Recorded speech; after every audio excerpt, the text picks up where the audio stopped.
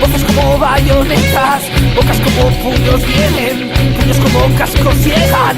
La sangre recorre el mundo, enjaulada insatisfecha.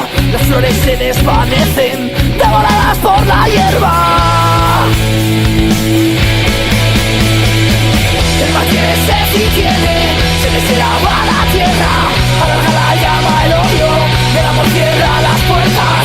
El corazón se revuelve, se atormenta, revienta. Arroja contra los ojos, súbitas espumas negras. La sangre enarbola el cuerpo, precipita la cabeza. Buscando con la herida, porque me lanza hacia afuera. Repite el alma la ira, y canto de la padea. ¿Para qué quiero la luz, si yo pienso con tinieblas?